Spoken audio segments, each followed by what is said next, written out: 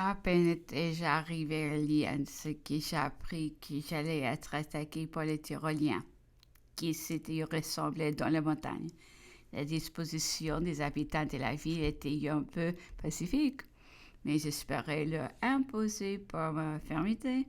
Ainsi, on ne pouvait être d'engager un combat sans but. Je désirais cependant emmener avec moi une cinquantaine de Français blessés que j'avais trouvés à l'hôpital et qui, prisonniers des Autrichiens, avaient été abandonnés par eux dans leur retraite. Au moment où je m'occupais des dispositions de transport pour ces malheureux. Enfin, on sait qu'un des postes placés à la front de la ville venait d'être égorgé par les Tyroliens et qui avançaient sur nous. J'ai retourné à mon auberge pour monter à cheval, mais comme j'en sortais, un de ces insurgés, embusqué à 30 pas, firent sur moi des charges qui tuaient mon cheval, ce que mon domestique tenait en main et m'atteignit au ventre pour une forte contusion. J'eus le temps de me dégager et de me réunir à la troupe. Résister dans la vie était une folie. Nous en sortîmes, mais à travers une grêle de balles tirées des fenêtres des Tyroliens, nous attendions à la porte. Il fallut les repousser à la baïonnette et nous fûmes obligés de nous battre tout en nous retirant jusqu'au hospital. Éloigné de plusieurs lieues, j'ai trouvé le général Sayoniak qui, enfin, avait peu passé et qui se préparait à venir me joindre. Cette petite échauffourée de lions se coûta cependant 25 hommes tués ou blessés aux 3 officiers distingués. Cette perte me causa un profond chagrin et quoique j'eusse fait tout ce que la prudence exigeait, je n'en étais pas moins inquiète de l'impression que ferait sur le général en chef. Mon rapport m'avait précédé, je fus bien reçu, quoiqu'il me blâma de m'être exerté seul et sans espérance d'être sécureux. Cependant, l'ordre dont j'étais porteur avait été également confié à un officier qui partit de 30 et qui fut plus heureux que moi. Il arriva. Le général Joubert s'est hâté de venir joindre le général en chef avec tout son corps d'armée. Mais l'armistice venait d'être signé. Le général Bonaparte, après le succès de Neumark, avait écrit à l'archiduc pour lui proposer la paix. Le cabinet de Vienne, fatigué d'une lutte si malheureuse et si prolongée, craignant surtout que la perte d'une bataille ne menât l'ennemi jusqu'aux portes de la capitale, saisie avec empressement le seul moyen qui peut arrêter les Français dans leur course victorieuse. L'armistice fut signé. C'était Nuremberg le 18 octobre. Les traités préliminaires par M. de Gallo et Murfeld du côté des Autrichiens, du côté de la France par le général Bonaparte et M. Clark. Les fins des hostilités et l'espérance d'une paix prochaine et durable furent reçues par les nations belligérantes avec un enthousiasme tout un plus vif que depuis plusieurs années. La guerre n'avait plus pu bout, ni la sûreté des peuples, ni la dignité du souverain. Le gouvernement de la République française était reconnu par une partie de l'Europe et la conquête de l'Italie autrichienne était consommée par 20 victoires.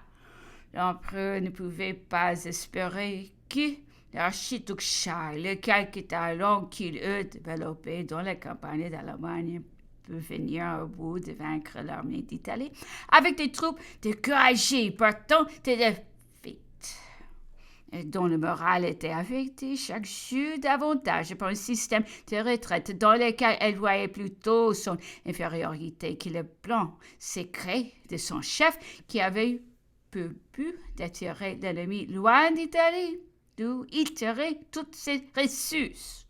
Cette marche de Bonaparte à travers les États héréditaires s'obstinant à poursuivre un ennemi qui reculait sans cesse, a été fort critiqué à cette époque où l'éclat de sa gloire lui avait attiré beaucoup d'envieux. On a dit qu'ici le prince Charles avait repoussé l'armistice, Bonaparte se trouvait alors forcé de le suivre jusqu'aux rives du Danube, et que là les chances de succès auraient été toutes en faveur des Autrichiens. Qu'un premier échec dans sa position devenait le présage certain d'une défaite. Alors, il ne lui restait aucun moyen de retraite, aucune ressource pour éviter sa ruine complète. On ne mettait pas en doute que l'Italie n'eût été perdue, puisque le général Laudon était entré en Lombardie par le Tyrol, que l'insurrection des États vénitiens avait jeté le désordre dans les troupes. Et la consternation parmi les partisans des Français. Si toutes ces assertions étaient fondées, il faudrait reconnaître que le général Bonaparte a non seulement manqué de prudence dans ses campagnes, mais que par une vanité qui exclut tout bon sens, il a voulu livrer à toutes les chances du hasard. Hasard son armée, sa gloire, et l'Italie peut satisfaire sa frivole ambition de vaincre le prince Charles et de se rendre maître de la capitale de l'Empire d'Autriche, mais il ne fut pas ainsi. D'abord, la nécessité de repousser l'archiduc était urgente et commandée, puisque ce prince était venu chercher Bonaparte jusque sur la Piave. Mais on ne put suivre jusqu'à-delà des Alpes juliennes. Le général français prit toutes les précautions qu'exigeaient l'art et la guerre, de la prudence la plus consommée. La gauche de son armée s'était rendue maîtresse de la vallée, de la Tige, de celle de la Drave, sur les parties du Tyrol dont il avait besoin d'être le maître but assurer ses opérations. Quand il vit que la retraite de l'archiduc le forçait pour l'éteindre à s'enfoncer dans la Styrie, il rappela le général Joubert près de lui et se renforça ici de 22 000 hommes. Cette augmentation des troupes lui donnait une supériorité numérique que les Autrichiens n'auraient pu égaler. Même sous les murs de Vienne, quand toutes les forces de la monarchie étaient déjà épuisées et les campagnes d'Austerlitz et de Wagram ont assez prouvé que les habitants de Vienne et même de ceux des États héréditaires, à l'exception des Tyroliens, n'était pas facile à soulever et qui seraient restés spectateurs pacifiques d'une lutte dont le but était sans avantage pour eux. Quant à la perte de l'Italie, elle était sans vraisemblance. Le petit cœur commandé par M. Laudon pouvait sans doute causer beaucoup de désordre dans le premier moment, mais ce général était sain.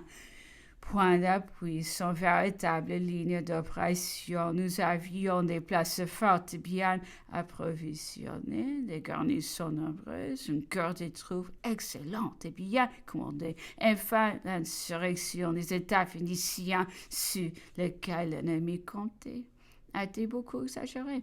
Quelques centaines de misérables poussés par le gouvernement phénicien égorgeront les malades à Vérone et assassineront des Français isolés sur les grands chemins, mais ils y éloignent de ces exploits de bandits à une insurrection générale fortement organisée, puissant de l'exaltation, de la haine et de la soif de la vengeance.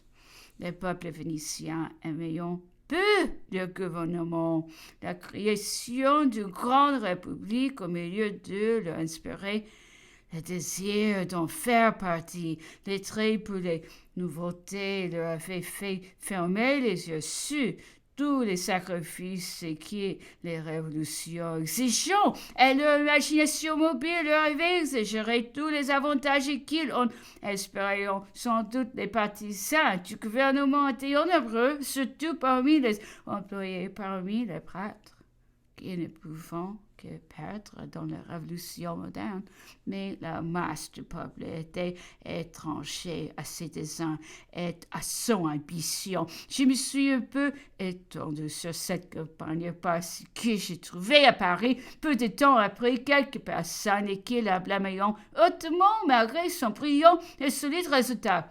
Mais qui promptement la conviction que ces réflexions chacune partaient des membres du territoire, lesquels avaient été beaucoup moins inquiets des suites de la conquête que mécontents de l'indépendance altière du général Bonaparte et qui n'avait pas voulu se soumettre au plan tracé par le gouvernement. Le passage du Rhin par Auch-et-Meurons était une diversion puissante et désirée par le concurrent de l'Italie.